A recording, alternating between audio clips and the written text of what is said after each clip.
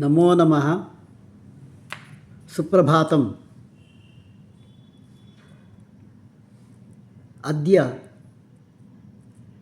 माननीयस्य प्रधानमन्त्रिणः श्री नरेन्द्रमोदी महोदयस्य एकं विशिष्टं सन्देशं श्रावयितुं सन्नद्धोऽहम्। अयि मित्राणि, संस्कृत प्रेमिणः छात्रछात्राश्च, अद्य विषयः अस्ति निर्णयाः स्थानिकभाषासु दातव्याः। निर्णयाः स्थानिकभाषासु दातव्याः। न्यायालयस्य निर्णयाः इतर न्यायसम्बद्धपत्राणि च स्थानिकभाषासु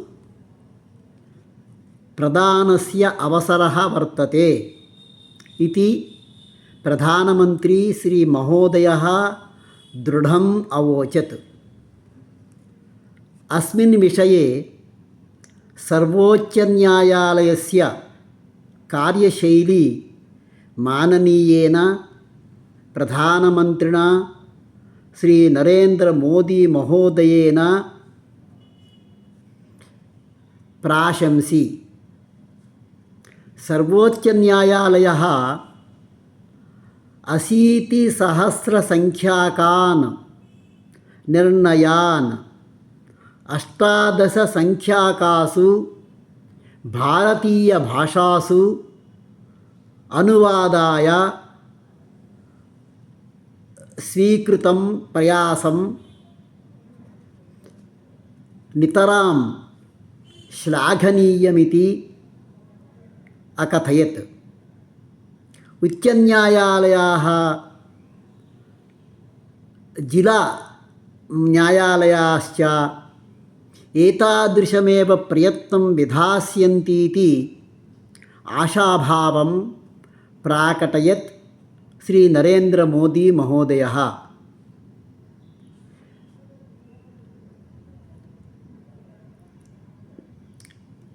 कालदोषग्रस्तानां 15,000 अधिनियमानां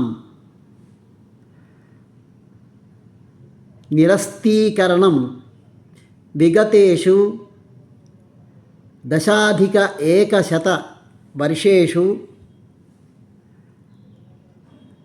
400,300 अधिनियमान् दोषरहितान् कृतमिति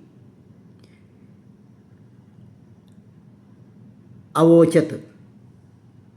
बहुभ्यः वर्षेभ्यः विद्यमानानाम् अधिनियमानां स्थाने भारतीयन्यायसंहिताम् आनीतवन्तः इत्यपि प्राकटयत्। मध्यवर्तित्वम् अस्माकं नागरिकतायां बहोः कालात् अस्तीति, तत् आधुनिककाले अग्रे सारयितुं नूतननियमः सहकरोतीति प्रधानमन्त्री श्री नरेन्द्रमहोदयः अकथयत्। पुनः अग्रे माननीयस्य प्रधानमन्त्रिणः एकं सन्देशं स्वीकृत्य पुनः मिलामः। तावत् शुभमस्तु। नमो नमः। जयतु भारतं, जयतु संस्कृतम्।